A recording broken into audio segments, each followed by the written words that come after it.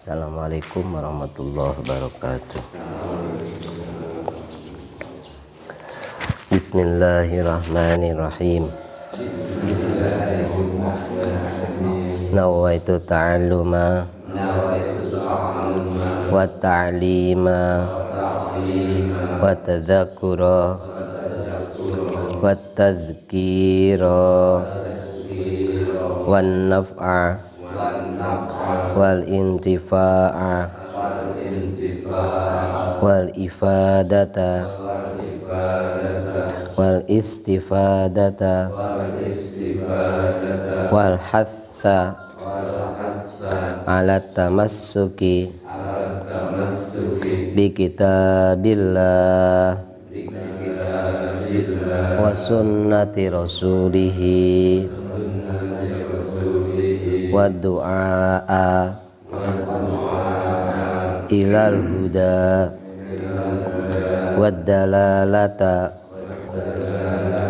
alal khairi ibtigha'a wajhillah wa mardatihi wa qurbihi wa thawabihi subhanahu wa ta'ala. Rabbi faqihna fid din wa 'allimna ta'wil. Rabbi faqihna wa faqih ahlana wa qurrabati lana fi dinina. Allahumma hdi qalbi wa qawwi lisani.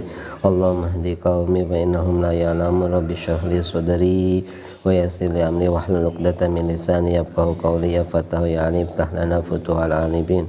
Allahumma inni a'udzubika min ilmin la yanfa wa qalbin la yasha wa amalin la yurfa wa da'in la yusma. Allahumma inni astaduka ma qaratu faddad ilayya inda hajati ilay akafiyal balai fina bala qabla nuzulin minas sama. Ya Allah ya Allah ya Allah ya Allah ya Allah ya Allah. Bismillahirrahmanirrahim. Alhamdulillahi rabbil alamin. Wassalatu wassalamu ala asyrafil anbiya wal mursalin sayyidina wa maulana Muhammad wa ala alihi washabbihi ajmain. Qala musannif rahimahumullah ta'ala al-Imam al-Ghazali nafa'anallah bi ulumihi fid dharain. Fa hadza minal halikin wa minal humqa al-maghrurin. Fa hadza, maka orang ini, orang yang ketiga, yang ketika awal mula mencari ilmu niatnya sudah dikuasai oleh syaitan, sehingga dengan ilmunya tersebut dia bertujuan untuk mencari harta, untuk berbangga diri, berusaha untuk memperbanyak pengikut, ya, menggiring orang supaya menjadi pengikutnya. Orang yang seperti ini termasuk bagian dari orang yang rusak. Kemarin sudah dikatakan demikian, bahwa orang yang seperti ini akan hancur dengan sehancur-hancurnya. Dan kehancuran dia ini bukan terjadi pada dirinya. Kehancuran yang terjadi pada dirinya akan berkembang menjadi kehancuran bagi halayak lain, khususnya menjadi kehancuran bagi umat. Nah, ini yang menjadi hal yang dikhawatirkan oleh Nabi. Nanti di belakang ada hadis Nabi yang menjelaskan bahwa orang ini seperti ini yang lebih dikhawatirkan oleh Nabi, karena ada kehancuran yang bersifat asal mulanya kecil, hanya bersifat berangkat dari sebuah niat. Niat kan hanya dalam hati, niat nggak kelihatan rusaknya, tapi ternyata dari kekuatan ini, kekuatan hati, menjadikan rusak kepribadian dia, amaliyah dia, ilmu dia rusak, ilmunya beracun, sangat berbahaya, sehingga bisa menghancurkan tatanan kehidupan umat, bisa merusak syariat, ya, bisa menimbulkan fitnah yang besar. Orang yang seperti ini wa minal humqa maghrurin, termasuk orang yang banget bodohnya, orang yang tertipu dengan kebodohannya. Dia merasa dirinya pintar padahal dia dirinya bodoh. Kan lebih baik kita merasa sadar bahwa diri kita bodoh daripada orang bodoh yang merasa dirinya pintar, gitu ya. Sudah cukup ilmu saya untuk ibadah kepada Allah misalnya. Nah, ini kan orang nggak sadar, padahal kita dituntut ibadah kepada Allah Ta'ala itu tanpa ilmu nggak bisa, harus ada ilmunya. Ini udah bahaya kalau orang bodoh tidak menyadari kebodohannya. Kalau bahasa itunya bodoh murakab gitu ya. Jadi udah bodoh gak tahu bodohnya. Orang ini sudah salah gak tahu salahnya, dan malah merasa dirinya adalah punya makanah kemarin, punya derajat tinggi di sisi Allah Ta'ala, punya tanda-tanda ulama.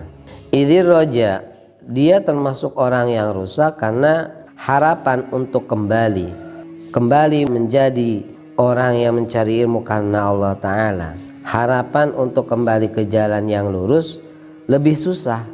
Munqatiun itu terputus an taubatihi, dari taubatnya, karena harapan untuk kembali, harapan untuk taubat, harapan untuk kembali dengan niat yang benar itu sudah terputus. Karena pada poinnya orang itu bisa diharapkan kembali ke jalan yang lurus setelah dia sadar akan kesalahannya.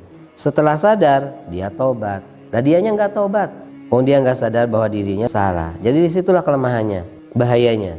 Kalau orang itu taubat berarti kan modal utamanya adalah tobat. Itu dalam Sulam Taufik itu pinggirannya ya, itu modal pertama orang itu bisa disebut tobat karena merasa dirinya salah dan berusaha untuk tidak mengulangi kesalahannya. Lah dirinya nggak merasa salah, gimana bisa kembali ke jalan yang benar? Dirinya nggak mau tobat karena nggak merasa salah. Padahal kalau kita sedang melakukan kebaikan, kalau hataman Quran aja ya, menurut ulama-ulama yang ahli khauf itu bukan alhamdulillah, bukan surat, tapi baca istighfar dulu. Kalau sudah selesai pengajian hataman Quran atau apa, atau setelah melakukan kebaikan apa, yang dilakukan itu bukan alhamdulillah dulu, bukan doa atau apa, tapi istighfar dulu. Astagfirullahaladzim. Karena mungkin ada dosa yang terjadi di waktu kebaikan itu yang tidak terasa. Nah ini tobat, tobatnya jauh, merasa salahnya nggak ada, gimana dirinya bisa diharap kembali ke jalan yang benar. Nah ini orang yang ketiga, sangat berbahaya bagi dirinya. Lidzannihi annahu minal muhsinin, karena tidak merasa salah dia, karena dia merasa dirinya termasuk minal muhsinin, dia termasuk orang-orang yang melakukan kebaikan. Dia merasa telah mengamalkan ilmunya, padahal tadi dia sudah terjebak dengan polesan-polesan yang dilakukan oleh setan. Mungkin kalau kita dapatkan wanita, wanita cantik padahal sudah dipoles gitu ya, kita bangga dengan polesannya, tapi dalam kenyataan setelahnya hilang polesannya baru tampak. Nah ini dikhawatirkan tampaknya ini, tampak kesalahannya dia tampak setelah dia mati. Naudzubillah min dzalik. Kalau masih hidup mungkin kalau kita bisa koreksi diri cepat-cepatan, koreksi diri lagi. Wa huwa ghafilun an qouli ta'ala, orang yang seperti ini termasuk orang yang lupa. Allah menjadikan dia lupa dari firman-Nya Allah Ta'ala, ya ayyuhalladzina amanu lima taquluna ma la taf'alun. Wahai orang-orang yang beriman. Ini yang dihitobi bukan orang kafir, tapi orang-orang yang beriman. Allah Ta'ala menghitobi, mempertanyakan kepada orang-orang yang beriman begini, lima taquluna ma la taf'alun. Kenapa kamu mengatakan sesuatu yang tidak pernah kamu lakukan? Kalau bahasa sedangnya gitulah. Wallahu alam maknanya sebenarnya. Kenapa hai orang-orang beriman kamu tidak melakukan apa-apa yang kamu katakan? Kamu mengatakan utara, harus ke utara, kamu larinya ke selatan. Kamu katakan harus diam di rumah, ternyata kamu malah jalan-jalan. Stay home, malah shopping-shopping misalnya. Mestinya ada konsisten dengan apa yang kita ucapkan. Ketika kita mengucapkan A, kita pun harus berpegang dengan A. Ketika kita berkata diam, ya diam. Nanti dipertanyakan, ternyata yang ditanya bukan orang kafir, tapi orang yang beriman. Karena yang mencari ilmu pastinya awal dasarnya orang yang beriman. Wa huwa mimman qala fihim Rasulullah. Orang yang ketiga ini termasuk kategori orang yang mimman qala fihim Rasulullah, termasuk kategori orang yang dikatakan oleh Rasulullah Shallallahu Alaihi Wasallam. Rasul pernah menceritakan orang yang seperti ini. Orang yang ketiga ini termasuk di dalamnya. Orang yang dikatakan oleh Nabi dan orang yang ketiga ini ada di dalamnya. Rasulullah Shallallahu Alaihi Wasallam bersabda, "Ana min ghari dajjal akhwafu alaikum minad dajjal." Saya, kata Rasul, dari selain dajjal itu lebih khawatir kepada kalian. minad dajjal, daripada dajjal. Yang lebih saya khawatirkan bagi kalian daripada dajjal, selain dajjal, itu adalah ada orang lain. Sahabat penasaran mestinya. Dajjal begitu besar kadzabnya, karena sujukannya juga dajjal gitu ya, sangat pembohong, kekuatannya, fitnahnya sangat mengkhawatirkan. Kemarin sudah disampaikan untuk membaca surat Al-Kahfi gitu ya, 10 ayat. Nah ini ternyata ada yang lebih dikhawatirkan dari fitnah yang terjadi setelahnya dari orang tersebut. Faqila wa ma huwa ya Rasulullah. Sahabat bertanya, wa ma huwa, apa itu ya Rasulullah? Apa yang lebih engkau khawatirkan daripada dajjal? Kok ada yang lebih parah daripada dajjal? Biasanya begitu kan, sahabat juga habis perang Badar. Kanjeng Nabi langsung bilang bahwa ada perang yang lebih besar daripada perang Badar. Sahabat kan kaget, perang apa lagi ini? Badar aja sudah sebegini gentingnya, menakutkannya, kok ada perang lagi yang lebih besar? Oh ternyata perang melawan nafsu, ternyata lebih besar daripada waktu Badar. Nah ini juga sama, dajjal itu lebih besar fitnahnya, kok ada lagi yang lebih besar? Sahabat bertanya apa? Dikiranya bukan orang, tapi ternyata jawabannya bahasanya wama. Wama itu sahabat gak ngira bahwa itu adalah orang. Faqala, maka Nabi menjawab, ulama su, gitu ya. Ulama-ulama yang jelek, ulama-ulama yang berfatwa mungkin untuk kepentingan dunia, ulama-ulama yang awal niat mencari ilmunya sudah dikuasai dunia, sudah dikuasai setan. Ulama-ulama yang mencari pangkat, mencari harta. Dan siapa itu orangnya? Kita nggak bisa memponis siapa orangnya, satu personalnya nggak bisa. Sebenarnya ini bukan untuk menjustifikasi ya istilahnya, untuk menghakimi orang lain bahwa dia termasuk ulama su. Ini hanya untuk koreksi untuk kita. Coba kita koreksi, apakah kita termasuk ulama su atau enggak? Apa berangkatnya niat kita itu, kan kita bukan ulama. Ya udahlah, berangkatnya gaji kita itu karena apa? Mencari apa? Kalau sudah niat awalnya seperti itu, kok umpamanya kita menjadi ulama, itu peluangnya sama dengan mereka, menjadi ulama-ulama yang su. Dari berangkat hanya niat yang salah, dikuasai oleh setan, terus tujuannya untuk menghasilkan produk ulama su. Ternyata setelahnya menjadi satu produk ulama su, hasil terjadi dari ulama tersebut ternyata lebih dikhawatirkan oleh Nabi, ngepeknya lebih besar daripada dajjal fitnahnya. Wahada, hal demikian, kok bisa demikian, ngepek yang terjadi daripada ulama su, produk ulama su itu kok lebih bahaya daripada dajjal. Li'anna dajjal ghayatuhu al-idlal, karena sesungguhnya dajjal itu pol-polnya itu paling idlal, paling udah menyesatkan saja gitu ya, menyesatkan orang, menampilkan orang orang tadinya mau benar disalahkan aja sudah selesai. Itu dajjal. Dan ini tidak samar. Kalau sudah idlal bagi orang yang mukmin sebenarnya itu nggak samar. Kalau disesatkan kan, kalau kita tahu ke Jakarta, kitanya di Kuningan, naik bis Coyo umpamanya, arah ke timur misalnya ke Cirebon, dibohongin sama calo misalnya. Bagi orang yang tahu arah ke Jakarta yang nggak mau, karena sudah, wah ini mah penyesatan, masa mau ke Jakarta harus arahnya ke timur. Bagi orang yang beriman, sifatud dajjal itu sudah tercover. Penyesatan dari setan itu bisa dibendung, penyesatan dari dajjal itu bisa dibendung kalau bagi orang yang beriman. Apalagi kalau kitanya sering baca surat Kahfi, Allah Ta'ala lebih jaga lagi ya, yaitu idlanya lebih ketahuan. Tapi wa mislu hadzal alim, dan seumpama orang alim seperti ini, orang yang tadi awal niatnya seperti itu sehingga menjadikan produk ulama su, wa in sarafan nas an hadad dunya, walaupun dia mengarahkan orang-orang untuk menjauhi dunia. Coba kita jauhin dunia, kita gak boleh senang dunia, dunia itu adalah fitnah, dengan lisannya, wa maqalih, dan ucapannya, bahwa da'in lahum ilaiha, akan tetapi sebenarnya dia mengajak orang-orang untuk mencari dunia. Kalau mulutnya ngajak ngejauhin dunia, tapi kenyataan dia mengajak pada dunia, bi'amalihi, dengan pekerjaan dia, wahwalihi, dan keadaan dia. Ucapan yang dia sampaikan tidak sinkron, tidak selaras dengan haliyah atau pekerjaan dia, tingkah dia. Jadi misalnya gitu aja, kalau makan itu jangan sambil berdiri gitunya misalnya, tapi dianya sambil makan sambil berdiri lah, itu tidak sesuai. Jangan kencing sambil berdiri dalam keadaan dia kencingnya sambil berdiri, ya orang niru. Karena gugu itu ya guru itu ya, istilah orang itu kalau mencocokkan guru itulah untuk digugu dan dituruti ya. Nah sebenarnya seperti itu, ulama itu ya jadi patokannya. Ketika ulamanya melakukan wajib bagi umat bisa menjadi sunnah, ketika bagi umat melakukan sunnah bagi umatnya bisa menjadi wenang.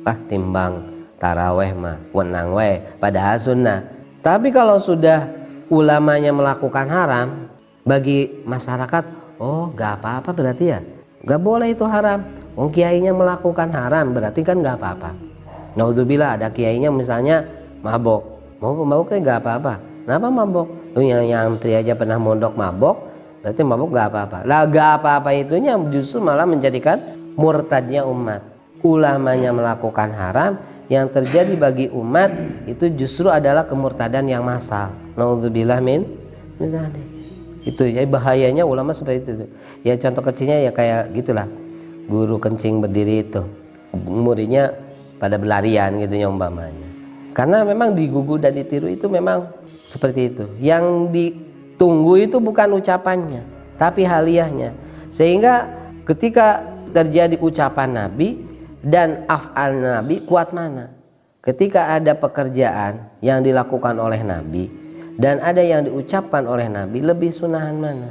Lebih sunahan yang dilakukan oleh Nabi, lebih kuat gitu ya. Dan kita pun nirunya lebih mantap juga gitu ya, karena dilakukan oleh Nabi. Yang diucapkan kadang belum tentu dilakukan juga oleh Nabi. Tidak semuanya yang diucapkan seperti itu.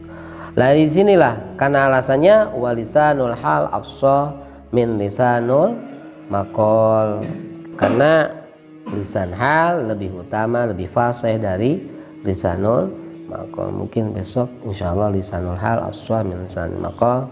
Semoga Allah Ta'ala menjadikan kita bagian dari orang yang tahu di dalam urusan agama. Tapi urusan agama ini bukan untuk menjadikan kita mencari harta, tapi menyelamatkan kita dari semua fitnah yang ada, yang Allah Ta'ala berikan pilihan pada kita untuk membedakannya. Semoga kita bisa membedakan mana yang baik, mana yang buruk, sehingga Allah Ta'ala menjadikan kita selalu dalam mardotillah, ada dalam keridhoannya Allah, ada pada manhajnya ulama-ulama salaf, ada pada sunnahnya Rasulullah Sallallahu Alaihi Wasallam. Terhindar dari fitnah-fitnahnya kejelekan, fitnah dunia, fitnah ilmu. Nauzubillah dari fitnahnya dajjal kecil ataupun dajjal besar. Kita semoga diselamatkan lin nafi wal barokah. Al-Fatihah. Bismillahirrahmanirrahim. Iyyaka na'budu wa iyyaka nasta'in ihdinas siratal ladzina an'amta 'alaihim ghairil maghdubi 'alaihim waladdallin. Amin. Allahumma shalli ala sayyidina Muhammadin tibbil qulubi wa dawaiha wa afiyatil abadani wa shifaya wa nuril absari wa diyaiha wa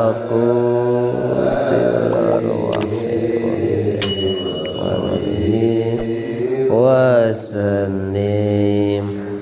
Allahumma salli ala sayyidina Muhammadin tibbil qulubi wa dawaiha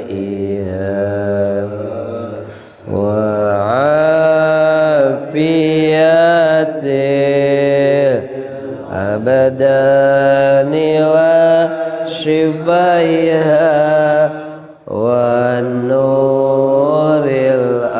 الأبصار وضيائها وقوت الأرواح وبدعي وعلى وصحبه وسلم. اللهم صل على سيدنا محمد طب القلوب ودوائها وعافية الأبدان وشفائها والنور الأبصار وضيائها وقوت الأرواح وبدعي وعلى آله وصحبه وسلم.